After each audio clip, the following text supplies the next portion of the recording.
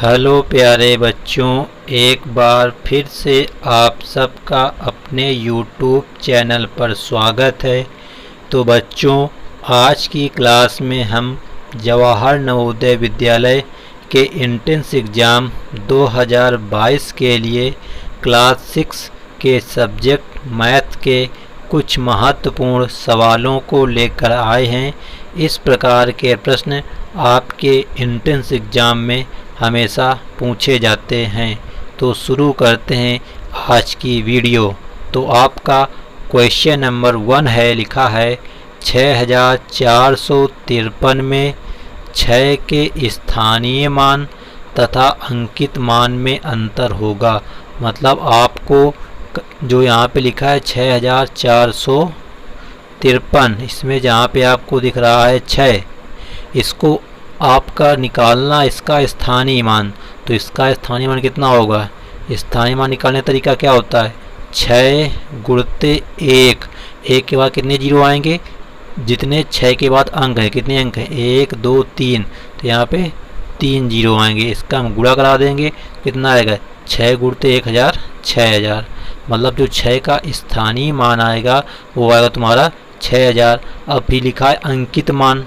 तो अंकित मान को हम क्या कहते हैं? जातीय मान कहते हैं। तो जो अंकित मान होता है वो कभी भी चेंज नहीं होता है। मतलब 6 का अंकित मान 6 ही होगा। तो आपको करना क्या है? इस 6000 में से 6 को घटाना है।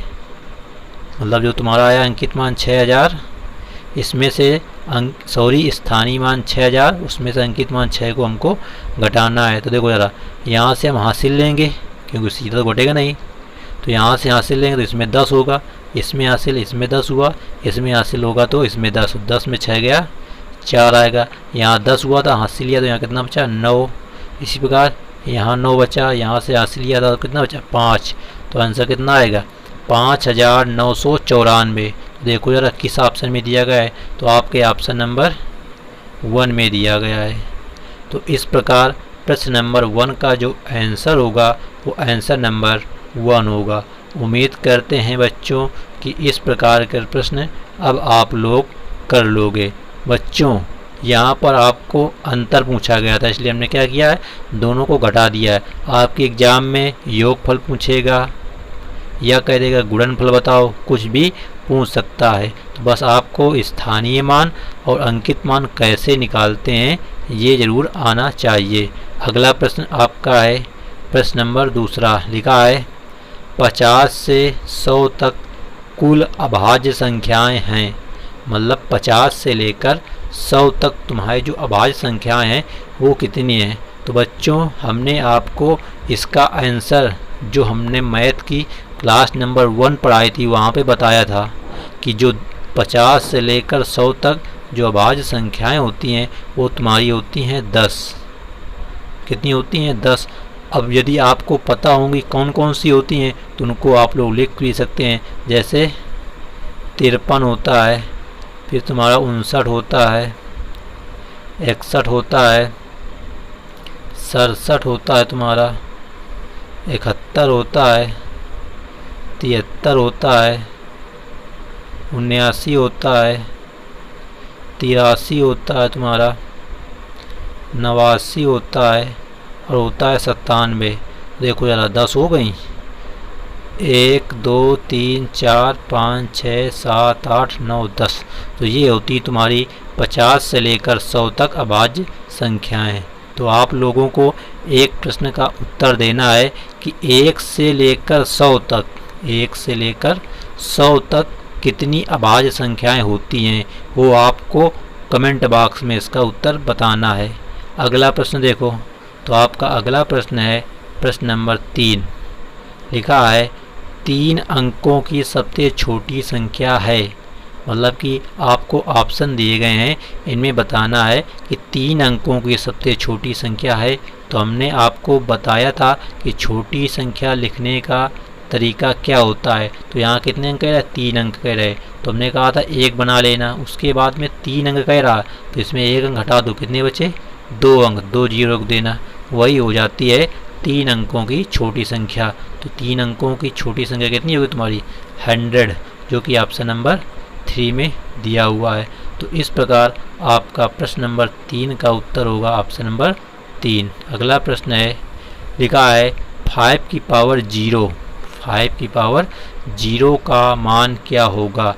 तो हमने आपको बच्चों इस प्रकार का प्रश्न भी कराया है कि हमने बताया था कोई भी संख्या हो उसकी अगर पावर 0 होती है तो उसका मान हमेशा 1 होता है, चाहे इतनी बड़ी संख्या हो, और उसकी पावर तुम्हारी 0 तो आंसर हमेशा कितना होता है, 1 होता है।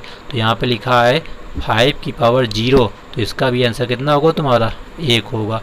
ऑप्शन नंबर 2 इसका राइट आंसर हो जाएगा। अगला प्रश्न देखो, कह रहा है प्रथम 2 अभाज्य संख्याओं का योग है। मतलब कि प्रथम 2 अभाज्य संख्याओं का मतलब पहली 2 अभाज्य संख्या है। तो अभाज्य संख्या कहाँ से स्टार्ट हुई तुम्हारी, 2 से। तो पहली तुम्हारी 2 होती है, दूसरी तुम्हारी 3 होती है। तो यहाँ पे 2 अभाज्य संख्याओं का योगफल पूछा है, योग, इनको जोड़ दो। 2 + 3 कितना होगा, 5 होगा, जो कि आपके ऑप्शन नंबर बी में दिया हुआ है। तो इस प्रकार आपका जो आंसर हो जाएगा वो हो जाएगा ऑप्शन नंबर बी राइट हो जाएगा। अगला प्रश्न देखो क्या है। तो आपका अगला प्रश्न है 6 नंबर, लिखा है वह अभाज्य, इसको बोलते हैं रूढ़ संख्या बताइए जिसके इकाई स्थान पर 5 हो। मतलब कि आपको ऐसी संख्या इन चारों ऑप्शनों में बतानी है जो तुम्हारी कैसी हो, अभाज्य हो, और जिसका जो इकाई का स्थान है वहाँ पे कितना हो, 5। देखो ज़रा, इन चारों ऑप्शनों में इकाई के स्थान पे तुम्हारा 5 ही दिया हुआ है। अब इनमें आपको ये बताना है कि इन चारों ऑप्शनों में तुम्हारी अभाज्य संख्या कौन सी है। देखो 105 तुम्हारी अभाज्य होती नहीं है, क्योंकि 3 के पहाड़े में आता है तुम्हारा 105। 35 से भी तुम्हारा 105 कट जाता है, 15 भी तुम्हारा नहीं होगा, 35 भी तुम्हारा नहीं होगा। तो बचा कौन सा ऑप्शन, ऑप्शन नंबर 4 मतलब 5। मतलब 5 ही तुम्हारी एक ऐसी संख्या है जो तुम्हारी अभाज्य संख्या है। और देखो इकाई में यहाँ पे कितना है, 5 ही तो है तुम्हारा। तो इसका जो ऑप्शन नंबर 4 होगा वो सही हो जाएगा। उम्मीद करते हैं बच्चों कि ये सेशन आपको समझ में आ रहा होगा। तो अगर वीडियो अच्छी लग रही हो तो वीडियो को एक लाइक कर देना। अगला प्रश्न है प्रश्न नंबर 7, लिखा है वह अभाज्य यानी रूढ़ संख्या बताइए जो सम और अभाज्य हो। मतलब सम भी हो और अभाज्य भी हो। सम का मतलब क्या होता है, ऐसी संख्याएं जो 2 से कटनी चाहिए। तो देखो ज़रा, यहाँ पे 4 तो तुम्हारा सम है, 2 भी सम है, 6 भी सम है, 8 भी सम है। मतलब चारों ऑप्शन तुम्हारे कैसे हैं, सम तो हैं। बट यहाँ पे एक शब्द और बोला है कि अभाज्य भी हो। तो 2 तुम्हारा होता है क्या, अभाज्य होता है। 4 तो अभाज्य होता नहीं है, ना 6 अभाज्य होता है, ना 8 अभाज्य होता है। तो जिसका आंसर जो होगा वो ऑप्शन नंबर ए राइट हो जाएगा। मतलब कि सम अभाज्य संख्या तुम्हारी कौन सी होती है, 2 होती है। अगला प्रश्न, प्रश्न नंबर 8वां, लिखा है 3, 5, 0, 1 से बनी सबसे बड़ी संख्या और छोटी संख्या का योग। मतलब कि आपके पास 4 अंक दिए गए हैं, 3, 5, 0, 1। इन अंकों से आपको सबसे बड़ी संख्या बनानी है। तो हमने आपको बताया था कि सबसे बड़ी संख्या कैसे बनाते हैं। सबसे पहले आपको सबसे बड़ा अंक लिखना है। सबसे बड़ा अंक कौन सा है, 5। फिर उससे छोटा कौन सा है, 3। फिर उससे छोटा 1, फिर उससे छोटा 0। तो ये तो हो जाएगी तुम्हारी सबसे बड़ी संख्या। फिर कहा गया है सबसे छोटी संख्या। तो हमने आपको बताया था कि जब छोटी संख्या कहेगा तो आपको यहाँ पे देखना सबसे छोटी संख्या कौन सी है। तो यहाँ तो सबसे छोटा 0 है। तो हमने आपको बताया था कि 0 कभी भी हम सबसे पहले नहीं लिखते हैं, उसके बाद देखते हैं कौन बड़ा है। तो उसके बाद कौन सा, 1 है। तो यहाँ 1 लिखा जाएगा। फिर अब आपको 0 लिखना है। मतलब कि 0 के पहले कोई ना कोई एक संख्या लिखी जाएगी जो तुम्हारी 0 से बड़ी होगी और सबसे छोटी होनी चाहिए। अभी कौन सा आएगी, अब 3 आएगी, फिर आएगी तुम्हारी 5। इनको क्या करना है तुमको, योग, मतलब इन दोनों को जोड़ना है। तो जोड़ो जरा, इन दोनों को प्लस करो। तो 0, 5 जोड़ो, कितना आएगा, 5।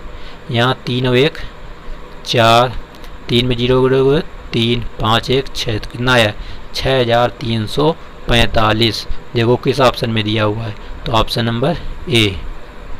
तो ये हो जाता है तुम्हारा प्रश्न नंबर 8 का राइट आंसर, 6345। उम्मीद करते हैं बच्चों ये प्रश्न भी आपको समझ में आ गया होगा। अगला प्रश्न देखो, प्रश्न नंबर 9 लिखा है, देखो इसमें काफ़ी अंक बनाए हैं, इकाई, दहाई, सैकड़ा, हज़ार, 10,000, लाख, 10 लाख, करोड़, 10 करोड़, मतलब 75 करोड़ 86,43,215 में 3 का स्थानीय मान है। तो देखो जरा यहाँ पे 3 कहाँ पे आपको दिख रहा है, देखो 3 ये दिख रहा है। तो हमने आपको अभी स्थानीय मान बताया, कैसे लिखेंगे, 3 गुणते 1। अब 1 के बाद कितने जीरो आएंगे, जितने 3 के बाद अंक हों, कितने अंक हैं, 1 2 3 अंक है, तो इसमें 3 जीरो बढ़ा लेना है। तो इसमें गुणा कराएंगे तो 1000 गुणे 3 कितना आएगा, 3000। तो इसका आंसर कितना होगा, 3000। तो किस ऑप्शन में दिया हुआ है, ऑप्शन नंबर ए में दिया है, देखो 3000 तुम्हारा।